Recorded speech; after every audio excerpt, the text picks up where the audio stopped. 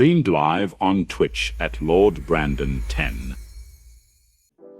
Welcome back, YouTube. Today I'm going to show you guys an absolute cracked free-to-play build here for TAN-2 that is guaranteed to literally do anything in-game with this unit here, as well as like soloing raids, which you guys can check on my YouTube channel. I have a video of me using the same exact build. I'm going to show you guys soloing a raid, and also to give you results of things like this, literally doing more damage than any of the other two TANs put together in a Grandmaster strike, as you guys can see here. So we're going to go ahead and do a little walkthrough and show you guys some demonstration of everything of what I have cooked up here. So I'm going to start with our artifacts first, and then we'll go into our weapons. So starting off with my artifacts, I run healing radiation. So to be honest, the first two slots you can really get away with running whatever, but I do prefer healing radiation. It states here, recover 3% health per second while within 20 meters of a target affected by debuffs. So if you guys are not aware, whenever you cast phosphorus or any of your other abilities on TAN and they have a debuff, you're gonna essentially recover 3% health per second while you're within that radius. And of course I had like healing bonus, recovery boost, overshield bonus, elemental resistance. These are kind of like key things when it comes to, I guess, taking damage and some of your defensive attributes and things like that. As you guys can also see, none of these are at tier 5 except my elemental resistance, so obviously these can be a lot better as well. Going into my second artifact, I have the Unrelenting Token. This means right here, this artifact, excuse me, states right here that I take 37% less damage while aiming down sight with piercing weapons, with piercing power weapons. So whenever I'm doing like DPS with my sniper, or I'm fighting a Shinka and like a GM or whatever, and I'm using my sniper, I'm going to take 37% less damage while I have this on. Of course, you can swap these out for other artifacts as well. Like I said, these two are pretty much free to run whatever, but I found myself really greatly appreciating the less damage taken along with all of the defensive attributes, especially when I'm using my sniper. With that, we're going to go into our artifacts. Now, one thing I want to point out here before I get into the actual artifacts here, yes, I'm running two of the Mythic artifacts. I'll explain why here in a second. But I am running the Mythic Inverted Fury artifact for the Mythic Inverted Fury artifact, and it states here you gain 30% weapon damage bonus while shielded. So essentially on TAN, and especially if you're pairing this with your healing radiation, you should pretty much have shields up 100% of the time, 90 to 100% of the time. Especially if you're playing your healing rift accordingly, you should rarely ever be without shields. So when you're in your gameplay loop, before you ever do your sword strike, you're always going to start with your healing rift, then sword strike. That's just going to grant you that extra weapon damage, which is amazing. Now the attributes are important on here. I am running a solar boost and weapon enhancement. Both of these are at a tier 5. On this particular kit here. The reason why I say weapon enhancement is because, for those of you who don't know, weapon enhancement gives you 38.5% primary weapon damage, and then for your power weapons it gives you 22%, and that's the base effect. Now of course at a tier 10, which is if you have it tier 5 on both artifacts, you will take advantage of the additional 9.44% that this artifact will give you. So all around an absolute cracked artifact. Now of course you can run things like Calming Token, but the only thing I found with Calming Token, I don't know, I don't, you have to be stationary, and yes it does give you the range, and yes it does give you technically 46% precision damage, so yes, technically it can be higher than what you would run on, let's say, the Inverted Fury. I guess it's really personal preference, to be honest with you. I just like the fact that I'm always shielded, and so I have that versatility to where if I need to be moving and kind of run and gun, type of situations, I get that added benefit with Inverted Fury, but like I said, you can swap in, you know, calming token with like a solar and weapon enhancement that will do you just fine. So it really depends on how you play, but yes, theoretically you will get more damage out of this with the exact attributes that I'm showing you guys here. Now for your third slot, your third and fourth slot, you can kind of really get a little crazy with them if you want. You can go either signature or ability strength for your third or fourth slot, depending on if you're running exotic or not. And it states here signature abilities. On the signature boost that I'm running here, signature abilities deal 35.75% damage and gain 5.5% overshield when using your signature abilities.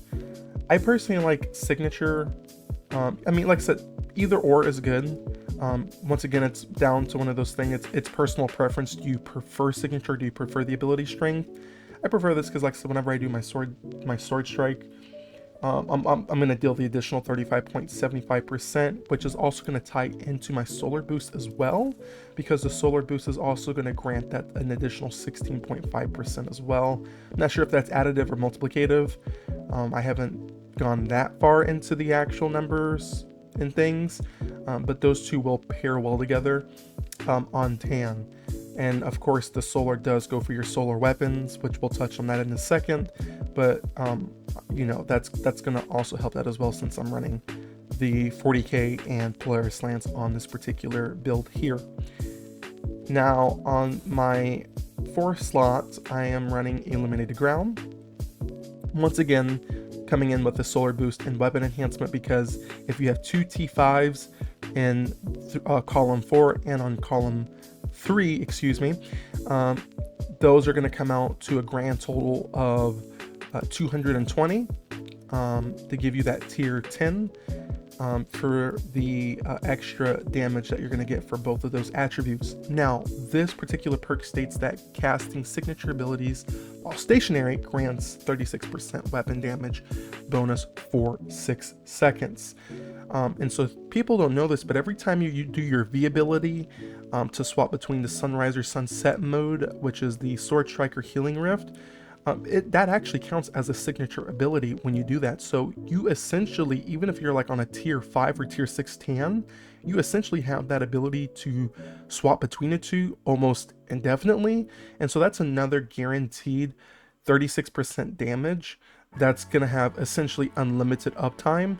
And that's why I always tell people, even when you do your damage just on regular ads or whatever in your GM strikes or in raids, pop a rift, stand in your rift, because you're always going to be shielded in your rift, and then you'll swap back to sunrise, or you're throwing your sword ability, your sword strike, and doing that swap. Once again, that's an additional 6 seconds, and then once again, if you throw your sword strike, you refresh, that's another 6 seconds. You swap back, press your V ability again. You don't even have to pop healing rift if you don't want to. As long as you're shielded, you still have your damage bonus from slot 3, and then you can just swap back to sword strike, continue on with phosphorus. So it creates a really good gameplay loop where essentially you have these added damage multipliers here that essentially stay up forever. Now, once again, this one you can really get crazy and you can change up as well. You can change up and run like the Hawkeye token, and this right here says when hitting targets more than 20 meters away, weapons deal higher damage based on how far they are, up to at a maximum of 48%. Now this is good. I was running this for a little bit, but I just, like I said, I found the consistency to really just be on Illuminated Ground. I feel like the 10%, the 12% drop off that I got didn't really make too much of a difference for me, especially like if I was running Expanse or if I was running like the raid. There would just be certain times where like some of the enemies will just run up to me, and when they're running up to me, I'm not getting any added effect from the token here when they run up to me, because they have to be within that, they have to be 20 meters away for you to get that 48% maximum. And so it was never consistent. Even if the enemies were coming up to me, like let's say we're like 10 meters out, I don't know what the math comes out to, but if they're like 10 meters or whatever, you're not getting the full effect of this artifact. And so still things like Illuminated Ground, where you have that solid 36%, is always going to be active pretty much essentially if you're proccing the abilities like I'm telling you guys to. Now, let's go ahead and jump into our weapons and really show you guys where things really shine. So starting off with the 40k side reel, I have 2 perks. I have 2 different rolls of this sniper that I rock. On my first roll here, I rock a Fraternity and Sari Mark damage perks on my first roll, and then on my second roll, I run a Tranquilidaire and Sari Mark as well. I will say if you're in solo play, which is most of the time I am playing TAN if I'm solo, I would prefer Fraternity, because Fraternity is going to give you that flat rate 35% damage increase, even when you're solo. Now, when you're using Tranquilidaire, you will get the 20% damage bonus when you are in a fire team, but you won't get the additional 25%. They actually just reworked this in last week's Twitter. It will work solo, yes. You will get the 20%, yes. So there's Tranquilidaire has 2 parts to it. It has Tranquilidaire 1 and then Tranquilidaire 2. And so whenever you are in solo play, you will get Tranquilidaire 1, but you will never get Tranquilidaire 2. And the only way you get Tranquilidaire 2 is you do have to be in a fire team, and once again your fire team, they have to have their shields up.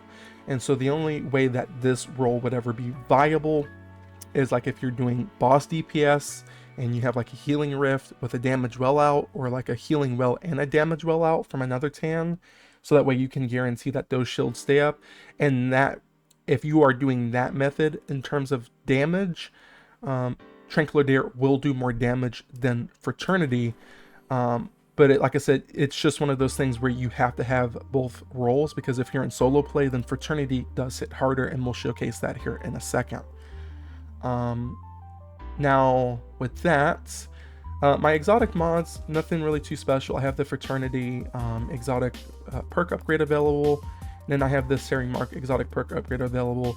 I don't have my scope perk upgrade available for either of the roles, and I don't think I have the perk upgrade for Tranquilidaire. Yeah, I don't have the perk upgrade for Tranquilidaire either, for the simple fact that I don't think the exotic mod can roll with Tranquilidaire. Yeah, it doesn't roll with Tranquilidaire. So on my Tranquilidaire roll, I'm just running the exotic mod just for the power, because these are a lot of power with the exotics regardless of the perk upgrade.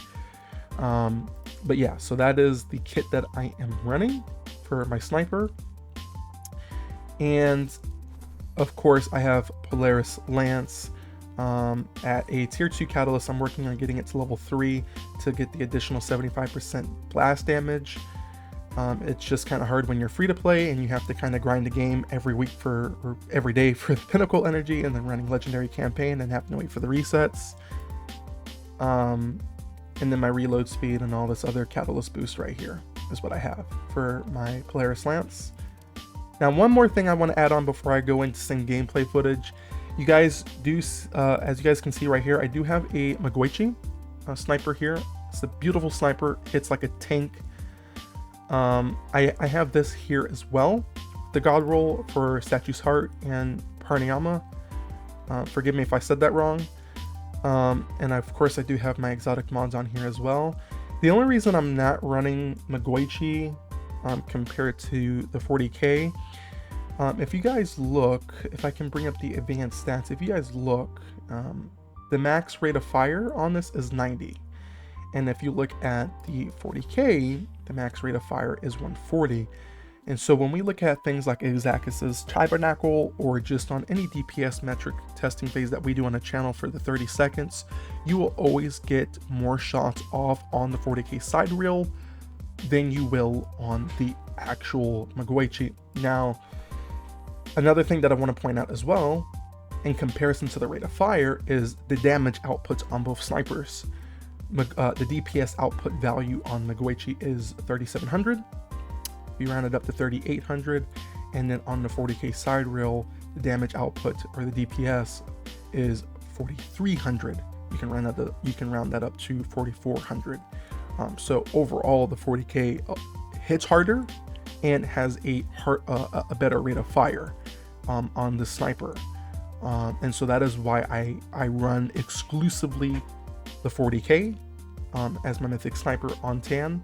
Now, yes, you can get away with leveling up a Izanagi's Burden, and you can use Izanagi's Burden with a Mythic Scout of your choice. I just prefer Polaris Lance. Polaris Lance clears things out at unprecedented speeds, especially with the perfect 5th catalyst.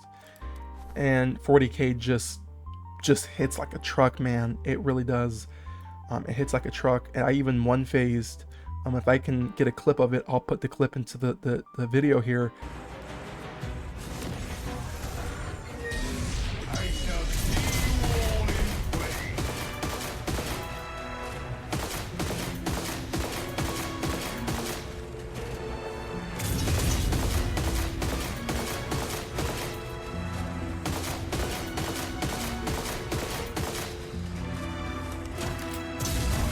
I solo one-phased Izakis with this exact roll, so 40k is freaking deadly.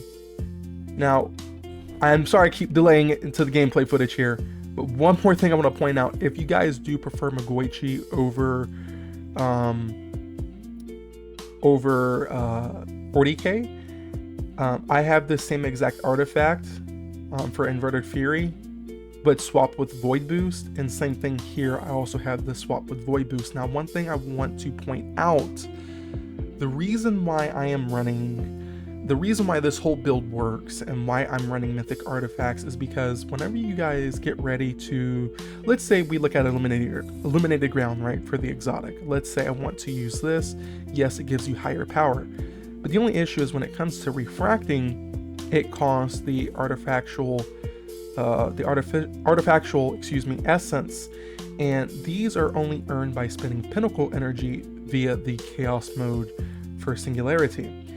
Now, this will take forever to get this to max attributes at the 55-55 to get 110. This will take forever because you are essentially time gated on how many of these you can earn. The reason why I rock the Mythic versions of these artifacts is because, let's say I go down to, let's say, another Mythic mod, I want to refract it, it's only going to cost me the heap of the artifactual dust, and even if you don't have these, you can transmutate the Mythic version of this into this, and these can be earned without pinnacle energy. And, well, Brandon, doesn't the exotic give you higher like artifact perks? No, it doesn't. If you look at a level 5 artifact perk on the eliminated ground, I get their 36% for 6 seconds. On the Mythic, at perk 5, I get 36% at 6 seconds. So what I'm saying is it's easier to get max solar boost, max weapon enhancement, max ability strength, and max whatever attributes you choose to put in here really fast and do godlike DPS, and especially with it being a free-to-play build. This is how I did it. This is essentially how I'm doing it. So those are the artifacts. Let's go ahead and get us some gameplay footage here of the build. Now, as always, I have a servitor right here, a level 80 servitor from the Gauntlet Onslaught, unlimited health. We're gonna go ahead and do a damage test. Let me reset this because he is far away. Beautiful. We're going to start off with our damage well. And we're going to follow that up. I'm stationary, so I'm getting the increased weapon damage.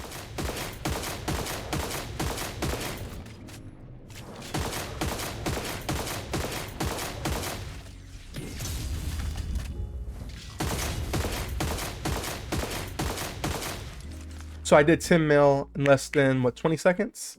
And I missed like 2 of my precision shots. And so, as you guys can see, it's deadly. Now, if we swap the roll to my Tranquilizer perk, and we go over here, if you guys look at the corner right here, we have Tranquilizer 1. If I was in a fire team, we would have Tranquilizer 2. I don't know, this is what they changed in the recent update from last week's Twitter. But if we proc here, we follow that up with the Sword Strike. Tried to make sure I hit all my swords this time. You guys can just see why I run Fraternity when I'm in solo content.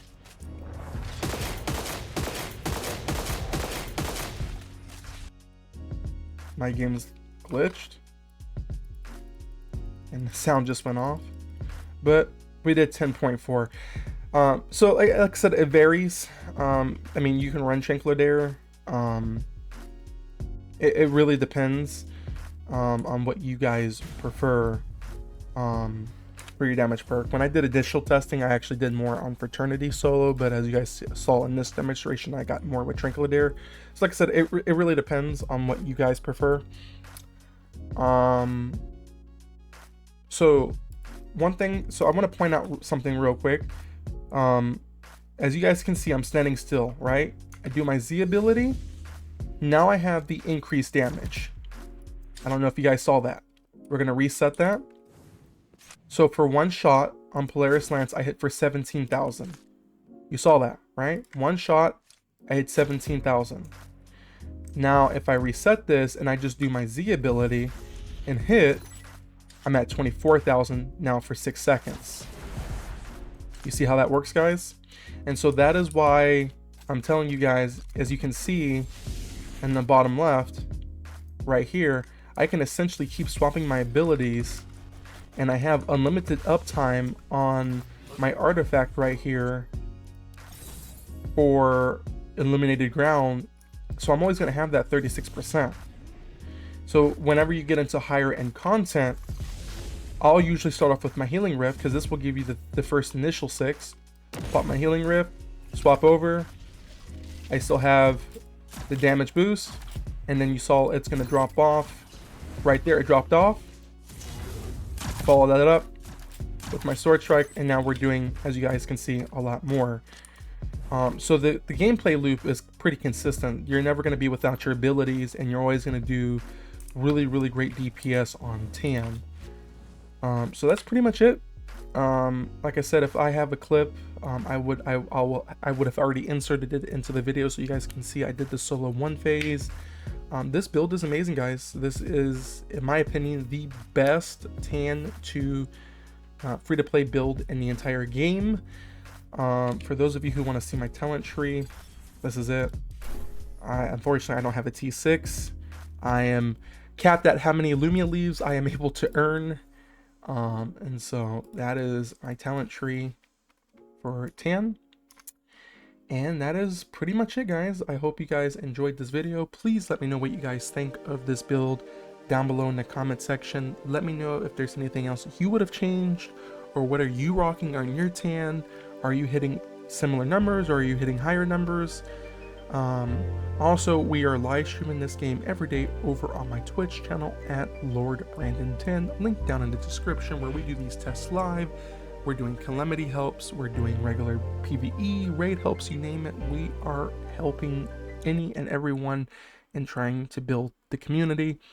We also have an amazing Discord community for Destiny Rising. Make sure you check the pinned comment down below for the link to our Discord server. And with that, thank you all for coming out to this amazing guide.